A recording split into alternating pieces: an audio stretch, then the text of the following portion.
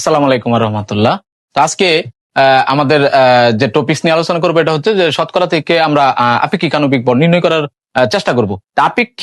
আপেক্ষিক যে বিষয়টা বলা হয়েছে যে আইসোটোপের শতকরার হার থেকে মৌলের গড় আপেক্ষিক ভর নির্ণয়। তো গড় আপেক্ষিক ভর নির্ণয় করবো কিভাবে? আমাদের পর্যায় সারণীতে 118টা মৌলের মধ্যে ব্যতিক্রম দুইটা মৌল আছে, দুইটা মৌলের ভর সংখ্যা হচ্ছে কি দশমিক দ্বারা রয়েছে। তো দশমিক দ্বারা রয়েছে, তাহলে ক্লোরিনের ভর সংখ্যা আমরা জানি কত, 35 দশমিক হচ্ছে কত 5, 35.5, এবং কপারের ভর সংখ্যা হচ্ছে কত, কপারের ভর সংখ্যা হচ্ছে 63 দশমিক কত 5। এটা কিভাবে হলো এই সম্পর্কে আমরা আলোচনা করব। যে কিছু মৌল আছে যে আমরা দেখা গেছে কি যে আমাদের অক্সিজেনের পারমাণবিক সংখ্যা হচ্ছে কত 8, তাহলে সেই ক্ষেত্রে যদি 8-এর সাথে যদি আমরা 2 গুণ করি তাহলে 8 দুগুণে হয় 16, তাহলে তার ভর সংখ্যাটা মিলে। তাহলে সেই ক্ষেত্রে যে ক্লোরিনের পারমাণবিক সংখ্যা যদি আমি যাচাই করি, তাহলে সেই ক্ষেত্রে ক্লোরিনের পারমাণবিক সংখ্যা হচ্ছে যে এখানে 17, তো 17 দুগুণে হচ্ছে কত যে 34, তো 34, তাহলে এখানে আসতেছে আমাদের কত 35.5। এটা কিভাবে আসলো, কিভাবে হলো, সেই সম্পর্কে আমি অতি সহজ ভাষায় সেটা নিয়ে আলোচনা করব। তো সেটা নিয়ে আলোচনা করে তাহলে সেই ক্ষেত্রে আমরা 35.5 কিভাবে হলো সেটা আমরা দেখবো। যে আইসোটোপটা কাকে বলে সেই সম্পর্কে আমি একটু বলি। যে আইসোটোপটা হচ্ছে কি যে পারমাণবিক সংখ্যা একই কিন্তু ভর সংখ্যা ভিন্ন, তাদেরকে পরস্পর আইসোটোপ বলে। আবারও রিপিট করতেছি, সেটা হচ্ছে যে পারমাণবিক সংখ্যা একই কিন্তু ভর সংখ্যা ভিন্ন, তাদেরকে একে অপরের কি বলা হয়েছে, যে আইসোটোপ বলা হয়েছে। তা আইসোটোপ বলে তাহলে সেই ক্ষেত্রে এখানে একটা উদাহরণ আছে যে ক্লোরিনের দুইটা আইসোটোপ আছে। যে প্রকৃতিতে ক্লোরিনের এখানে দুইটা আইসোটোপ পাওয়া গেছে, একটা হচ্ছে ক্লোরিন 35 এবং আরেকটা হচ্ছে ক্লোরিন 37। যে ক্লোরিনের দুইটি আইসোটোপ, প্রথম আইসোটোপের শতকরা সংযুতি দেওয়া আছে কত পার্সেন্ট, 75%। আমরা জানি যে 100 থেকে যদি 75% চলে যায় তাহলে থাকে আমাদের কত, যে 25% থাকে। তাহলে সেই ক্ষেত্রে আমাদের সূত্রটা অবশ্যই জানা লাগবে। সূত্রটা কি? সূত্রটা হচ্ছে যে আপেক্ষিক মৌলের গড় আপেক্ষিক ভর নির্ণয়। তো গড় আপেক্ষিক ভর নির্ণয়ের সূত্র হচ্ছে কি A ইকুয়াল পি ইন্টু হচ্ছে এম প্লাস কিউ ইন্টু হচ্ছে কত, যে কিউ ইন্টু হচ্ছে কত এন ভাগ হচ্ছে আমাদের কত 100। এটা দ্বারা আমরা কি করতে পারবো, যে গড় আপেক্ষিক ভর নির্ণয় করতে পারবো। তাহলে আমাদের ক্লোরিনের ভর সংখ্যা আসবে 35.5। কিভাবে হচ্ছে সেটা আমরা দেখাই। যে এখানে আমাদের সূত্রটা প্রয়োগ করি। সূত্রটা হচ্ছে কি যে আমরা জানি, তা আমরা সূত্রটা পাইছি কি A ইজিক্যাল টু হচ্ছে কত, যে পি ইন্টু হচ্ছে কত এম প্লাস কিউ ইন্টু হচ্ছে আমাদের কত, যে এন। সূত্রটা পাইছি আমাদের কি যে 100। 100 হলে আমরা পিটা পাইছি কি, এখানে পিটা হচ্ছে প্রথম আইসোটোপের ভর সংখ্যা। পিটা হচ্ছে কি প্রথম আইসোটোপের ভর সংখ্যা। পি যে এখানে প্রথম আইসোটোপের ভর সংখ্যা পাইছি, উদ্দীপকের মধ্যে দেওয়া আছে, ক্লোরিনের উপরে দেওয়া আছে যে 35, এটা হচ্ছে তার প্রথম আইসোটোপের ভর সংখ্যাটা পাইছি আমরা কত 35 পাইছি। এখন চলে যাব যে এখানে কিউটা কি, পিটা গেল, কিউ এ আমি চলে যাব। কিউ হচ্ছে দ্বিতীয় আইসোটোপের ভর সংখ্যা। দ্বিতীয় আইসোটোপের ভর সংখ্যা এখানে কত 37 দেওয়া আছে। দ্বিতীয় আইসোটোপের ভর সংখ্যা দেওয়া আছে এখানে কত 37 দেওয়া আছে। তারপরে পরবর্তীতে চলে যাব এম হচ্ছে প্রথম আইসোটোপের যে শতকরার মান দেওয়া থাকে সেটা আমরা দেওয়া আছে। তো দেওয়া আছে কত 75%, 100 থেকে 75% কি আমাদের দেওয়া আছে। তো দেওয়া থাকলে তাহলে অতএব সেই ক্ষেত্রে আমরা এটা কত লিখবো, প্রথম আইসোটোপের শতকরা হচ্ছে প্রকাশ করা হয় কি দ্বারা, এম দ্বারা। তো এম এর মান পাইছি আমরা 75%। তো এন এর মান হচ্ছে যে আমরা জানি যে 100 থেকে কত 75%, 75% কি চলে গেছে, তাহলে থাকে আমাদের কত, যে 75 আর 25 হচ্ছে কত 100%। তাহলে আমরা দ্বিতীয় আইসোটোপের শতকরার মান পাইছি।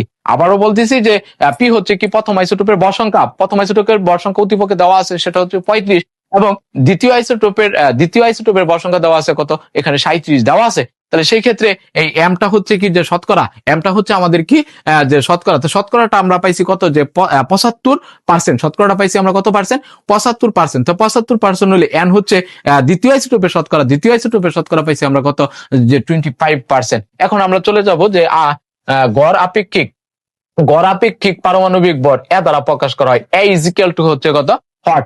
A ইজিক্যাল টু হট, আমরা মানটা বসাই। A ইকুয়াল হচ্ছে পি এর মান, প্রথম আইসোটোপের ভর সংখ্যা পাইছি কত 35 ইন্টু হচ্ছে কি যে প্রথম আইসোটোপের শতকরা পাইছি 75% প্লাস তার পরবর্তীতে চলে যাব যে দ্বিতীয় আইসোটোপের ভর সংখ্যা আমরা পাইছি কত 37 ইন্টু হচ্ছে কত দ্বিতীয় আইসোটোপের শতকরা পাইছি আমরা কত 25%। 25% হলে তাহলে ক্যালকুলেশন করলে আমাদের কত আসে একটু দেখি ক্যালকুলেশন করে।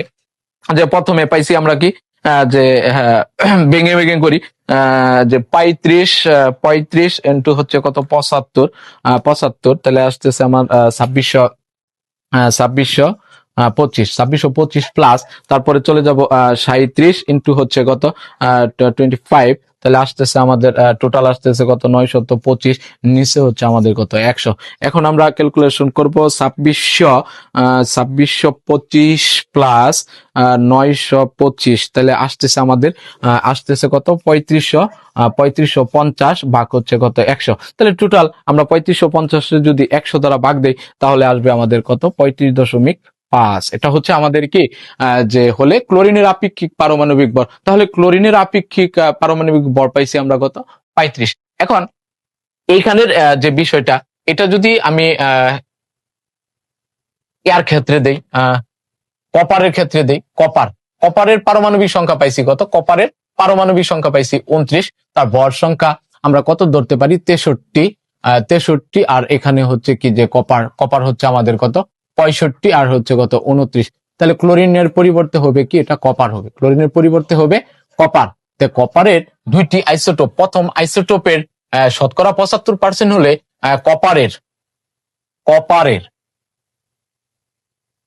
কপারের আপেক্ষিক পারমাণবিক ভর গণনা করো। তাহলে কপারের আমরা কত পাইছি 63.5 পাইছি। এটা আমরা বাইর করার চেষ্টা করি যে এটা আমাদের কিভাবে হয়েছে। তাহলে প্রথম আইসোটোপের ভর সংখ্যাটা কত দেওয়া আছে, দ্বিতীয় আইসোটোপের ভর সংখ্যাটা কত দেওয়া আছে, আমরা এটা হিসাব করে নিই।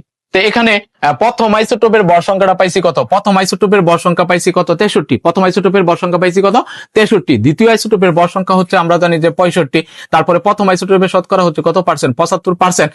দ্বিতীয় ক্ষেত্রে তাহলে আমরা জানি যে 100 থেকে যদি 75 চলে যায় তাহলে তাকে কত পার্সেন্ট 25%। তাহলে শতকরা দ্বিতীয় শতকরা পাইছি কি, প্রথম আইসোটোপের শতকরা পাইছি 75%, দ্বিতীয় আইসোটোপের শতকরা পাইছি আমরা কত যে 25%। তাহলে আপেক্ষিক পারমাণবিক ভর প্রকাশ করা হয় কি দ্বারা, এ দ্বারা। তাহলে সূত্র আমরা কি পাইছি যে আমরা জানি সূত্রটা হচ্ছে A ইজিক্যাল টু হচ্ছে কত P ইন্টু হচ্ছে কত M প্লাস Q ইন্টু হচ্ছে কত N। তাহলে সেই ক্ষেত্রে ভাগ হচ্ছে কত 100। আমরা মানগুলা বসাই, প্রথম আইসোটোপের ভর সংখ্যা পাইছি কত 63 ইন্টু M এর মান পাইছি কত পার্সেন্ট 75% প্লাস 75% প্লাস দ্বিতীয় আইসোটোপের ভর সংখ্যা পাইছি কত 65 ইন্টু এমটা হচ্ছে কি, এমটা হচ্ছে আমাদের শতকরা সংখ্যা N। তাহলে দ্বিতীয় আইসোটোপের শতকরা হচ্ছে কত 25% ভাগ হচ্ছে কত 100। এখন আমরা ক্যালকুলেশন করে নেই, দেখি আমাদের কত আসে। প্রথমে আমরা কি করব যে 63 গুণন হচ্ছে আমাদের কত যে 75। তাহলে ক্যালকুলেশন করলে আসে আমাদের কত যে 4700 কত 25 প্লাস তারপরে 65 সাথে আমরা কি করব যে 65 ইন্টু হচ্ছে কত যে 25।